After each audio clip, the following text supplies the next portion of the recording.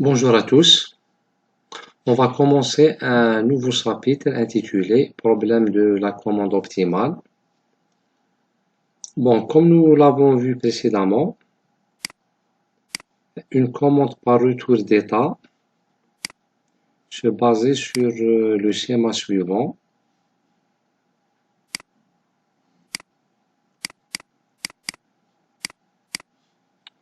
Nous avons un système avec une sortie Y. Ce système est commandé par une commande U de T. Cette commande est générée par un régulateur ou un contrôleur. Ce contrôleur, qu'est-ce qu'il utilise comme entrée? Il utilise l'état du système, l'état X. X c'est l'état. Une fois ce contrôleur reçoit le vecteur d'état X, il génère la commande correspondante au système. Et si nous voulons que ce système suit une certaine entrée de référence, alors cette entrée sera appliquée aussi au contrôleur qu'on suit. RT, c'est l'entrée de référence.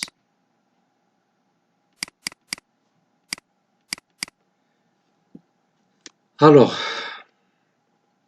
ce contrôleur, l'action qu'il génère U, elle utilise un vecteur de gain K, c'est le gain de commande. Ce K-là, gain de commande, est calculé en fonction des pôles désirés, ou la position des pôles désirés. Donc, il est fonction de la position des pôles désirés. C'est-à-dire, K, il est fonction de P1, P2 jusqu'à P1. Si notre système est d'ordre n, donc nous avons un pôle désiré. Les pôles P1 jusqu'à P1 sont choisis de telle façon que le système soit stable. C'est-à-dire, ces pôles-là doivent résider dans le demi-plan gauche de la place. Les pôles doivent être ici. Mais la question qui se pose, dans quelle position je vais choisir ces pôles? Donc, puisqu'ils sont désirés, donc nous avons le choix de les mettre où nous voulons. Donc, la question qui se pose maintenant, c'est dans quelle position?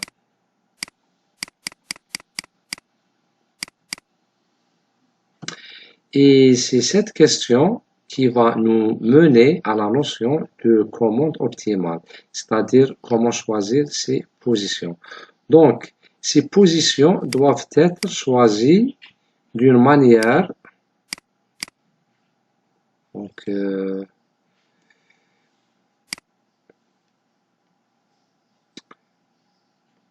les positions doivent être choisies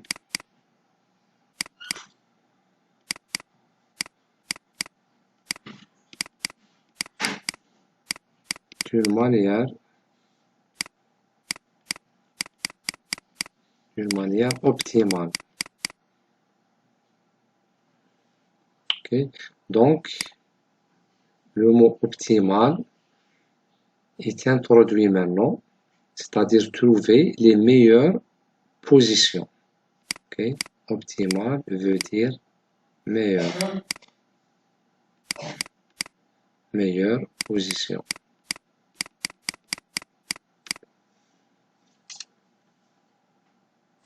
Cela veut dire quoi?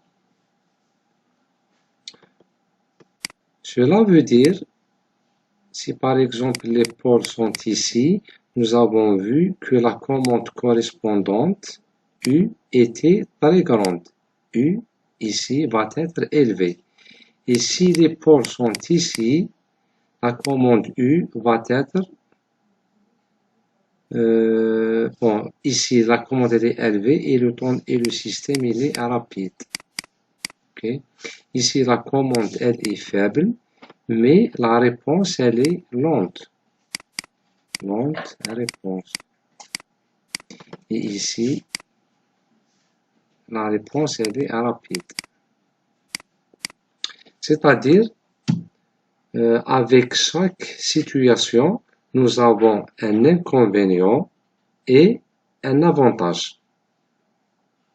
Dans ce cas-là, l'inconvénient, c'est que l'énergie de commande est très élevée, mais son avantage est que le système, la réponse du système sera rapide. Avec ce choix-là, la commande elle est faible, donc c'est un avantage, c'est-à-dire on va consommer une énergie minimale, le moindre énergie, mais l'inconvénient sera que le système, la vitesse ou la réponse du système est lente. Alors, donc logiquement, nous devons choisir une réponse intermédiaire entre les deux pour gagner les deux avantages de ces deux positions. Donc ici, si on fait un choix ici par exemple, donc on dit que nous avons fait ce choix avec le fait que nous voulons une réponse rapide et qui ne consomme pas beaucoup d'énergie. Donc, on dit que nous avons fait ici c'est un choix optimal, basé sur certaines optimisations. Alors,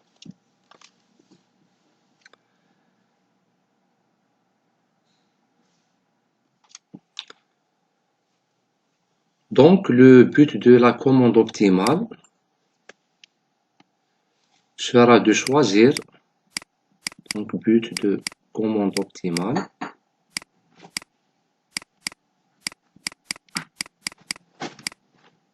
sera de choisir les meilleurs pôles. Cela veut dire imposer au système d'avoir la meilleure réponse. Et nous allons voir en détail le sens de ce mot, meilleure réponse.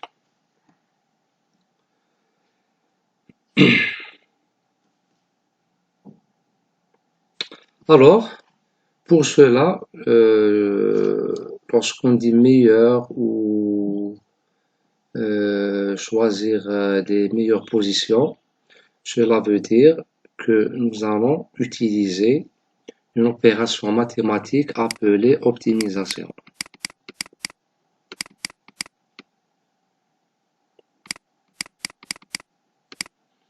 Alors, deux types d'optimisation qu'on peut rencontrer en mathématiques. Il y a ce qu'on appelle l'optimisation statique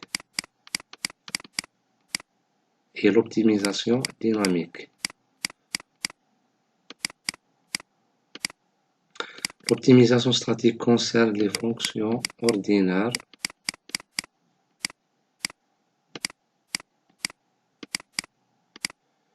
dont les variables ne changent pas en fonction du temps. Par exemple, f, x, y et x, y ne sont pas en fonction de temps. Ne changent pas en fonction du temps. Bon, HET.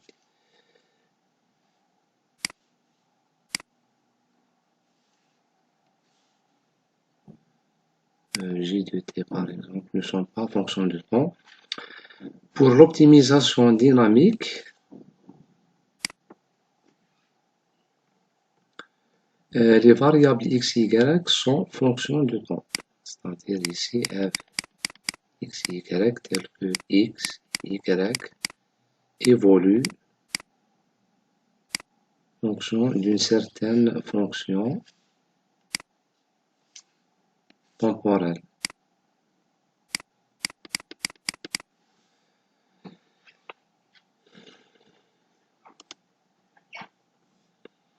Ok, lorsqu'on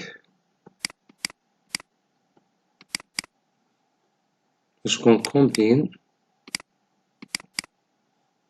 la notion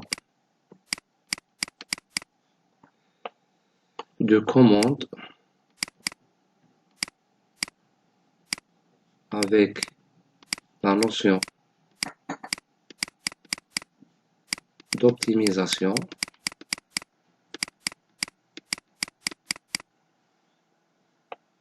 on obtient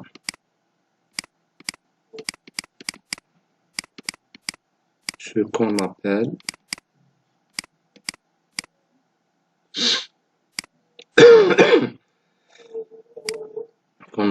commande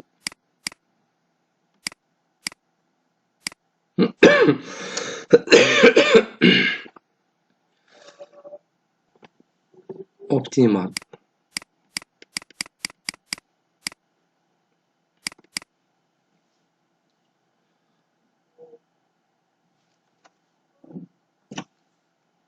La commande optimale va concerner alors de trouver problématique de cette commande.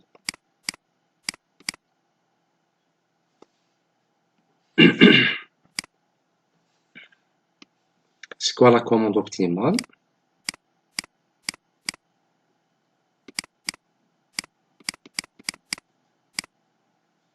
Emblématique. Alors, commande optimale, c'est quoi? C'est trouver la commande U égale à moins kx, la commande par retour d'état, avec un choix optimal pour les positions des pôles. C'est-à-dire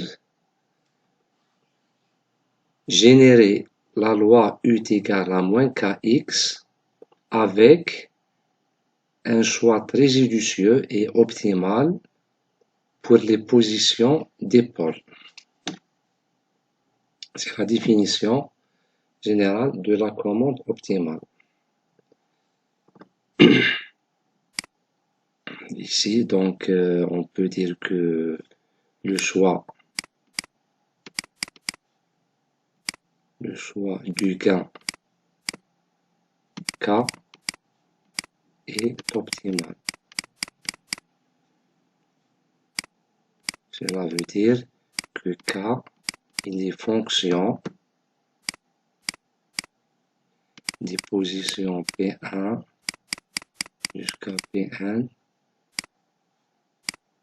Ce sont des positions optimales.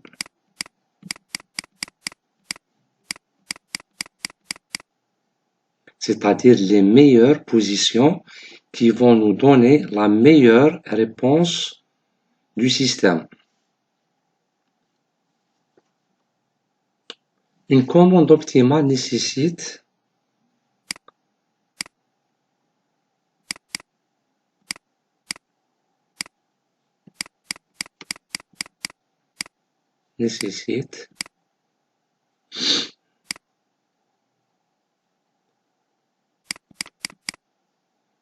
pardon,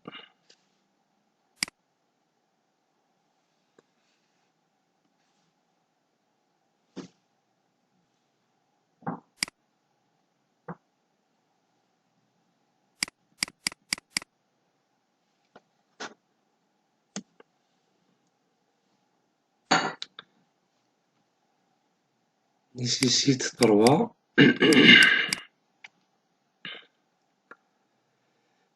trois choses.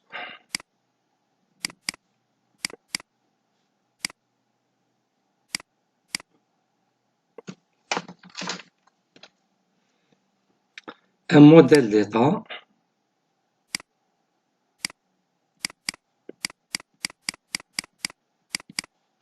un critère de performance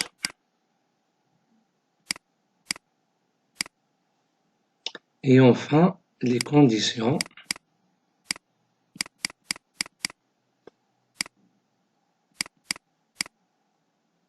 de transversalité.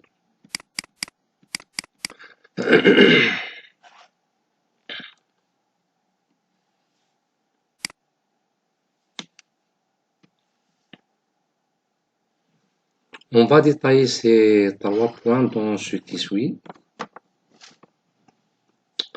Pour le premier point, le modèle d'état il est connu.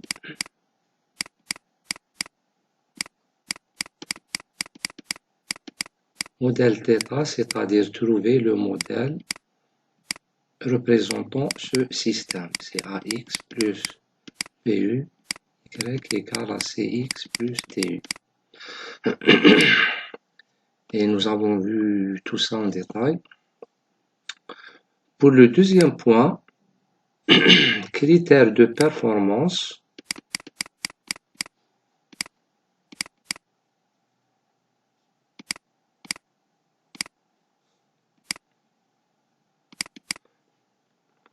On peut trouver plusieurs noms pour ce critère. Vous pouvez trouver par exemple fonction, objectif,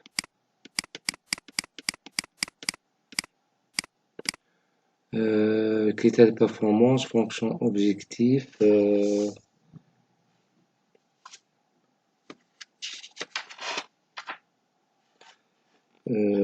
indice de performance, indice,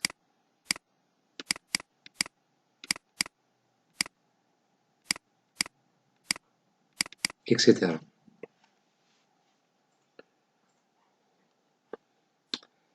Cette grandeur représente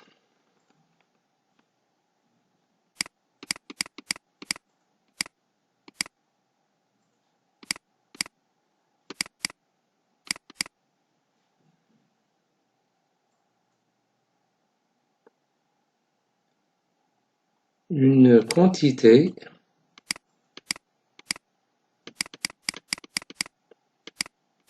à extrémiser,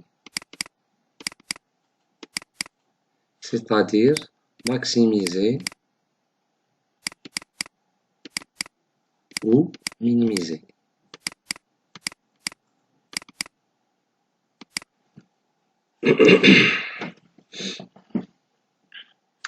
Et sur cette grandeur-là que la commande optimale va être basée. Comment?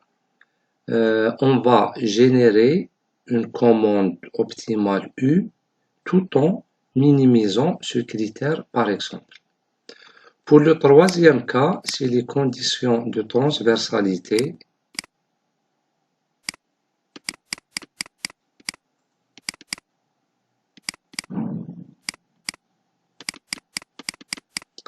ça veut dire déterminer ou définir ici les conditions initiales ou finales.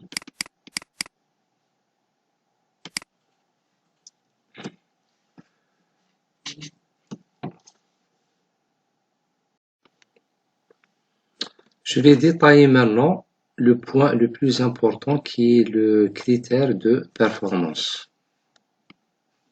Critère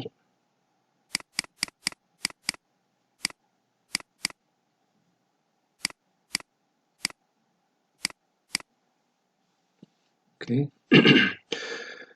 Plusieurs critères de performance sont utilisés dans la commande optimale. Je vais citer les plus importants. en commençant par le critère pourtant minimal. Critère pour temps minimal. Ce critère-là nous permet d'optimiser le temps de notre commande. Donc, si je note J, je vais le noter pour le critère. J, c'est le critère. C'est le critère à optimiser.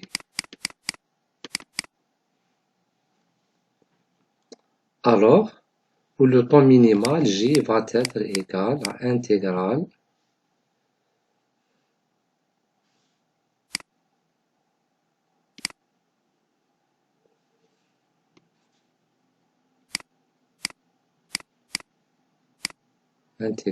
de T0 à Tf Tt. Cela veut dire qu'on va minimiser ou optimiser le temps de notre commande de T0 à Tf. Donc, cela peut être égal à Tf moins T0 après intégration. Et je vais le noter par T étoile. T étoile, c'est le temps optimal. Trouvé.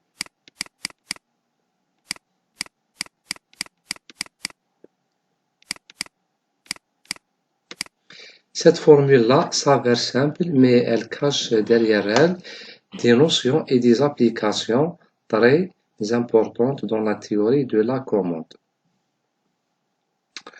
Le deuxième type de critère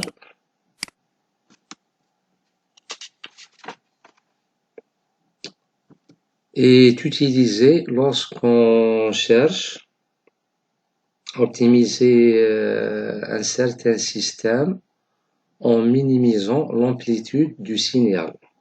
Donc je peux le nommer par exemple carburant ou amplitude minimale.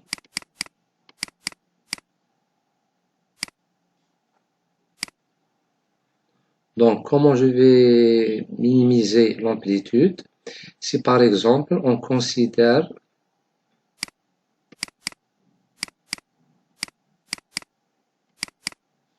la commande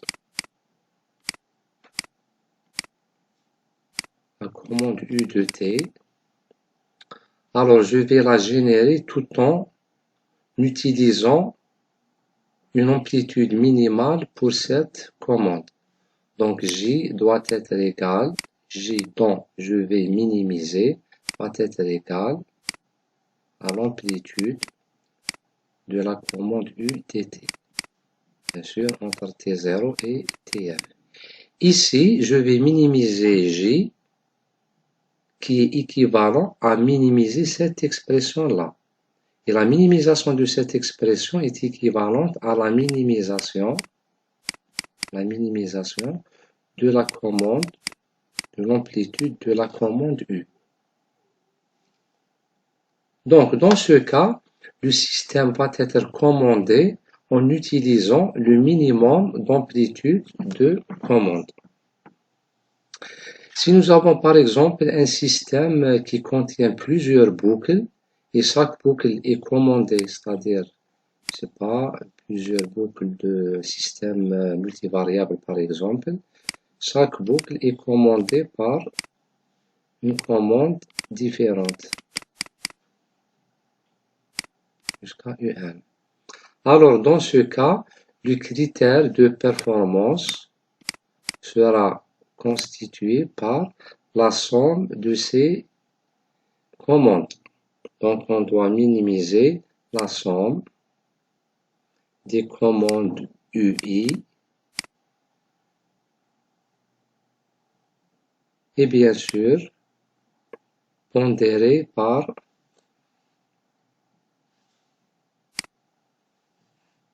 si on pondère l'importance de chaque boucle ou chaque maille par le facteur alpha i.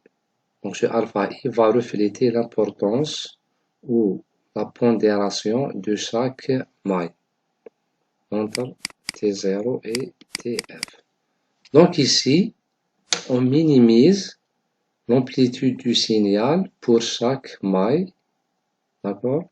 Donc le système en tout, comme une seule entité, qu'est-ce qu'il possède? Il possède la grandeur suivante, alpha i, ui.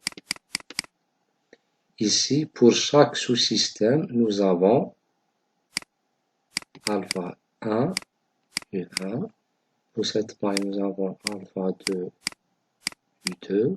Pour ce système, c'est alpha 3, 3. Pour ce système, alpha n, un. Donc, chaque sous-système est caractérisé par la minimisation de alpha i, ui. Et le système en tout, c'est la somme de tous les alpha i, ui. Ici, alpha i, c'est un facteur de pondération.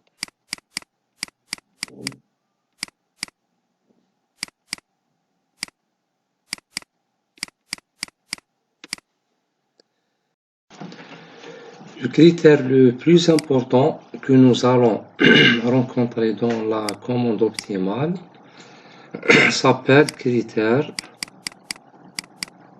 pour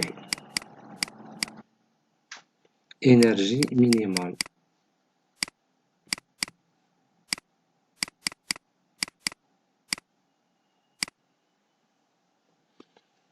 Avant d'entamer cette notion, je vais vous faire un petit rappel sur l'énergie et la puissance. Si vous avez par exemple une résistance R traversée par un signal, un courant, que je vais appeler X de T, alors la puissance consommée par cette résistance, P, elle est égale à R fois le courant carré. C'est la puissance consommée par cette résistance. Nous avons aussi une relation entre l'énergie et la puissance. La puissance, elle est égale à la dérivée de l'énergie.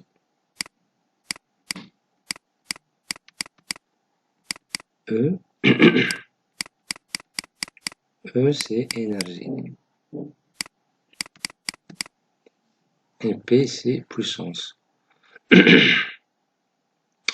De cette expression-là, je peux écrire dE est égal à P dt. Si j'intègre cette équation, donc intégrale dE va être égale à intégrale P dt. L'intégrale de la dérivée, donc, sont des fonctions inverses. Donc, je vais tomber sur E égale à intégrale à P dt. Donc, l'énergie, elle est égale à l'intégrale de la puissance fois dt. Alors, si je remplace la puissance par cette expression-là, je vais avoir l'énergie égale à intégrale à R x carré t dt. Je peux en mettre le x, puisque c'est un signal temporel. Donc, E est égal à intégrale R x dt.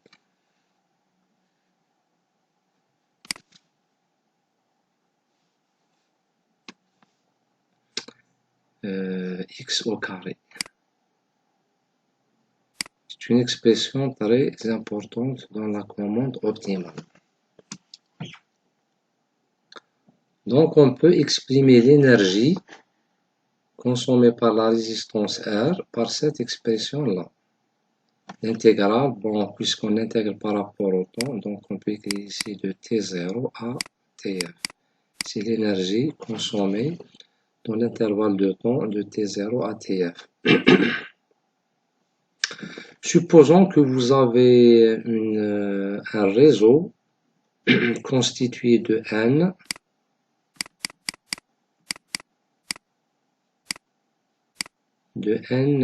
mailles ou boucles,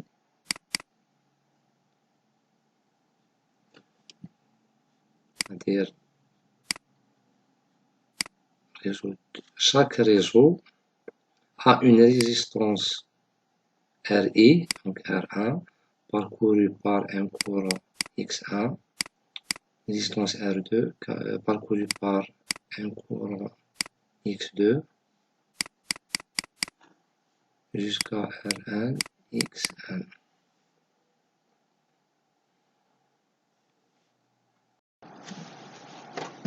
L'énergie de chaque maille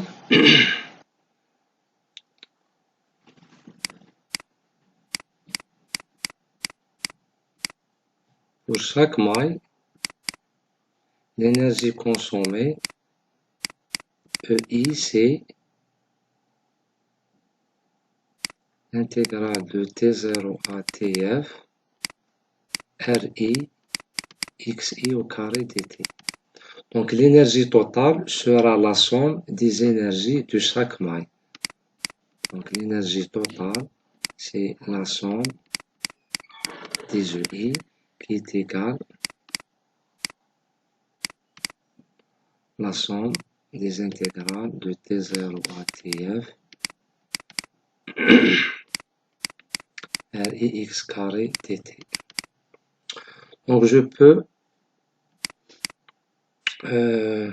changer la position de la somme et de l'intégrale, ce qui va me donner l'intégrale de T0 à TF, la somme sur I RI XI carré dt. Alors, cette expression peut être mise sous forme matricielle et l'intégrale de T0 à TF. La somme RIXI carré, on peut la mettre sous cette forme. Nous avons I change de 1 jusqu'à n. Nous avons n mailles. Donc, je vais définir un vecteur x constitué par x1 jusqu'à xn. Et je vais définir une matrice R diagonale R1, R2 jusqu'à Rn. Ici, nous avons des zéros. Donc, cette écriture-là peut être réduite à la forme suivante. C'est x transposé fois R fois x dt. Parce que si on prend ce produit-là, x transposé Rx, il va être égal x1, x2 jusqu'à xn fois R1, 0, 0, 0, R2, 0, 0, 0, 0, 0 jusqu'à Rn fois le vecteur x, x1, x2 jusqu'à xn. Si on développe cette multiplication, on va trouver la somme de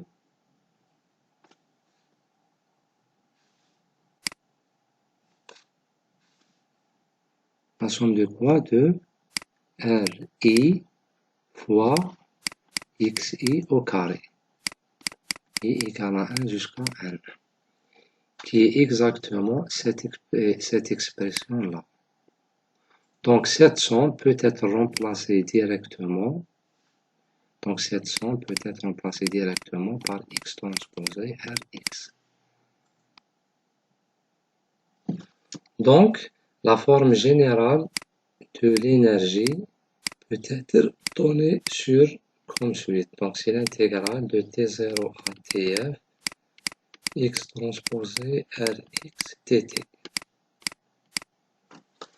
Donc cette forme de fonction objective, donc on utilise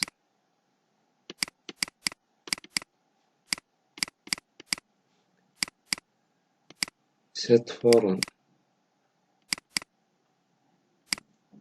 d'énergie pour définir le critère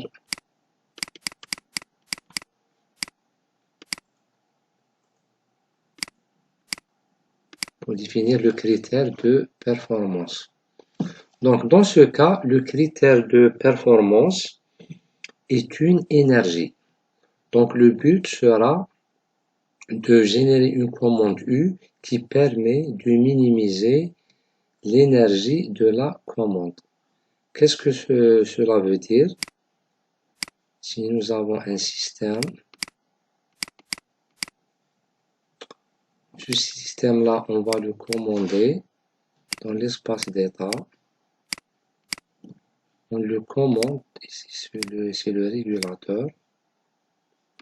On va le commander de telle façon U va être minimal, c'est-à-dire on va le commander avec la moindre, pardon, on va le commander avec la moindre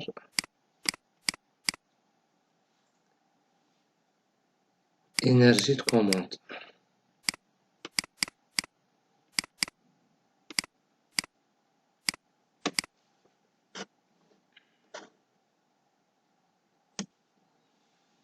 C'est-à-dire la commande utilisée ici, c'est une commande minimale. Commande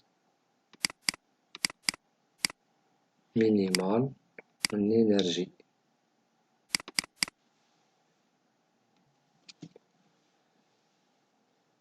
Alors, si on utilise ce principe-là, d'accord? Donc, en minimisant l'énergie, donc je vais prendre le X comme la commande U de T. Donc, cela va me donner J égale à intégrale de T0 à Tf U transposé fois R fois U de T. Exactement comme cette formule-là. Donc, le critère ici, il était défini pour la variable X, c'est-à-dire on minimise l'énergie du système en utilisant notre variable X. Mais dans le cas de la commande, on va minimiser la commande. Donc, pour minimiser la commande, on définit ce critère-là, J égale à intégrale U transposé RU. C'est-à-dire c'est le critère qui va nous permettre de commander le système avec le minimum d'énergie, comme je l'ai dit ici. Donc, cette commande U qui va commander le système doit vérifier ce critère, bien sûr après minimisation. Après, donc, minimisation. Donc, la commande U, elle est générée en minimisant ce critère-là. D'accord? Donc, U, elle est égale à une expression obtenue après avoir effectué cette opération min-J. Bien sûr, dans notre cas-là, U de T, la commande, elle va être constituée U1, U2, jusqu'à U1 par exemple. Si nous avons un entrée et R égale R1, R2 jusqu'à Rn.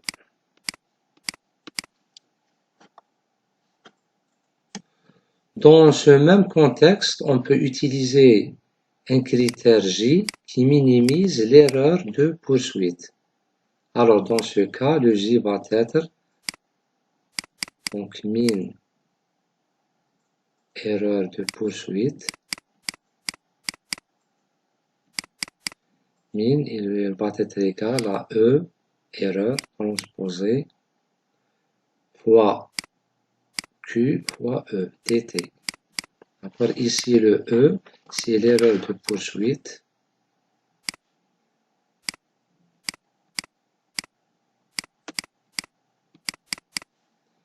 est égal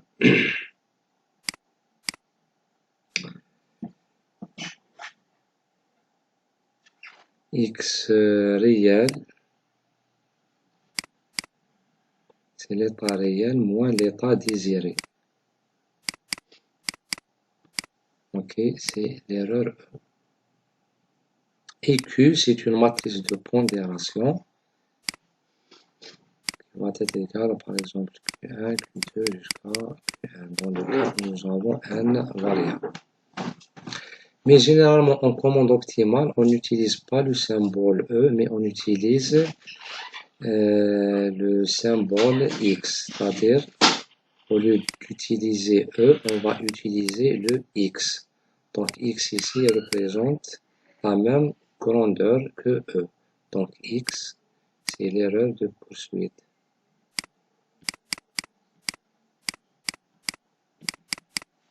Donc, J, on le trouve dans les bouquins, J est égal à intégrale, X transposé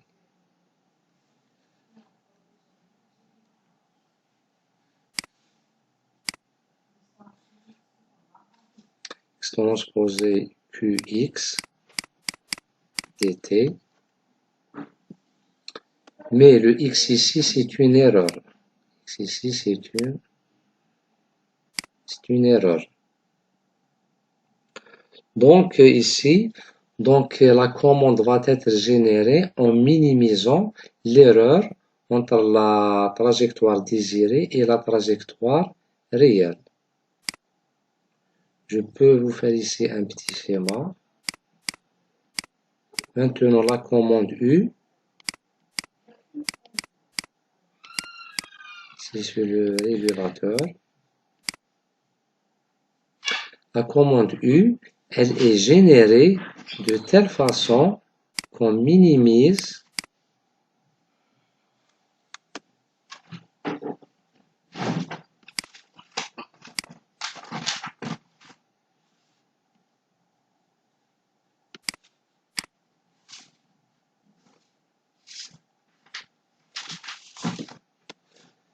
c'est la sortie Y. U est obtenue en minimisant la trajectoire désirée de la trajectoire réelle. Si par exemple j'ai ici la trajectoire désirée xt, celle-là c'est la trajectoire réelle, c'est x réel, c'est l'état réel, je dois faire la soustraction.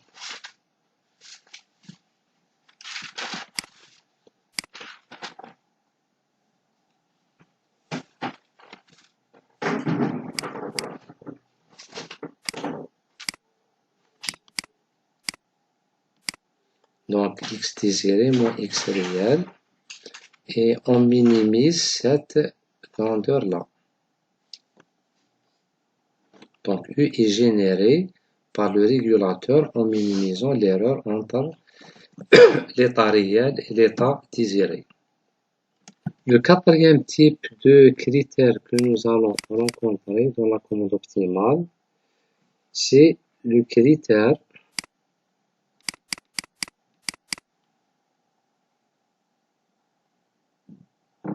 de la cible finale.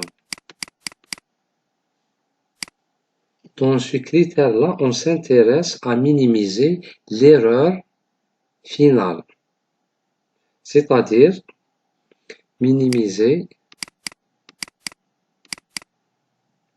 l'erreur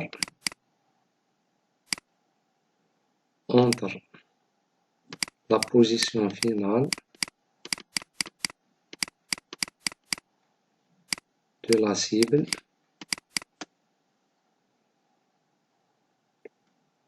position finale de la cible. Bien sûr, je parle ici de position finale réelle. Et la position finale ici désirée. C'est-à-dire cette erreur, donc x à tf, X ici, c'est une erreur.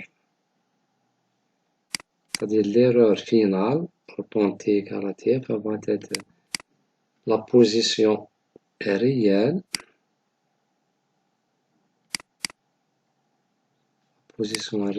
à tf, moins la position désirée à tf. Donc ce critère-là va prendre en considération la minimisation de cette erreur, c'est-à-dire la minimisation à la position terminale. Donc J va être formulé de la manière suivante. J égale à X transposé TF, parce que c'est tout un vecteur d'état, fois une certaine matrice de pondération F, X, TF. Donc F ici, c'est une matrice de pondération, comme nous l'avons vu dans les autres types de critères, qui peut être égal, par exemple F1, F2, jusqu'à Fn, qui dépend de la dimension de notre système. Ce n-là, c'est pas l'ordre du système, mais il peut être... bon, dans ce cas-là, c'est l'ordre du système, parce qu'il doit être du même ordre que le vecteur d'état x. Alors, donc je pense c'est clair. Donc, dans ce cas-là, on va minimiser l'erreur à la position finale.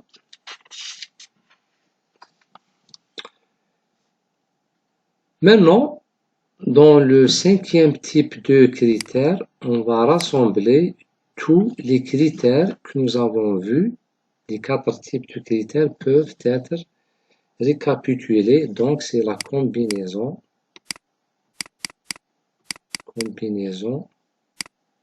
de tous les types de critères. Nous avons vu 4 types de critères. Donc, J, maintenant, on va les combiner tous. Donc, J va être donc le critère final. Donc, c'est xt au temps final fois f xtf. C'est le critère, c'est le dernier critère que nous avons vu, plus les autres critères t0 à tf.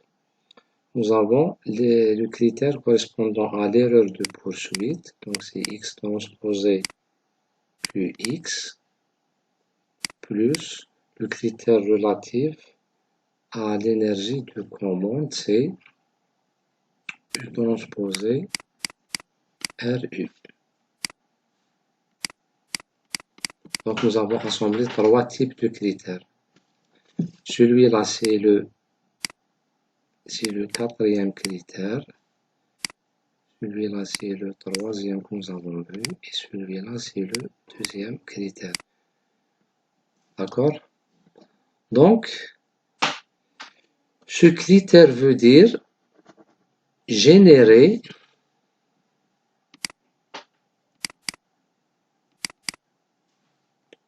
une commande U de T qui minimise J. Qu'est-ce que ça veut dire? Qui minimise J. Donc, cette commande minimise J. Donc, min J. Cela veut dire minimiser l'erreur finale de la position, minimiser l'erreur finale de l'erreur, minimiser l'énergie de la commande, minimiser l'énergie de la commande, c'est-à-dire cette expression-là, et l'erreur finale, c'est cette expression, et enfin, minimiser l'erreur de poursuite. Ici, c'est l'erreur finale, ici, l'erreur de poursuite. parce que c'est selon les applications. Quelle est la différence entre cette erreur et cette erreur?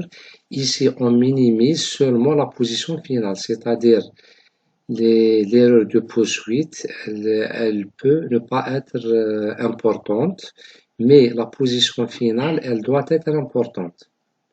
Mais ici, on minimise l'erreur à chaque point, c'est-à-dire l'erreur de poursuite, elle est importante à chaque point. Les matrices F, Q et R doivent être définies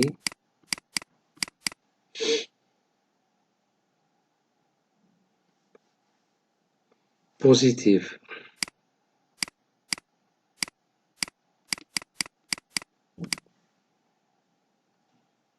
C'est-à-dire, puisque ces grandeurs x transposées, une matrice X est une énergie, puisque c'est une grandeur d'énergie, donc elle doit être positive. X transposé fois X est une grandeur positive, donc A doit être obligatoirement positif pour que tout ce produit soit positif. C'est-à-dire X transposé à X, il est positif, il est équivalent à A positif. A positif dans le calcul matriciel s'appelle défini positif.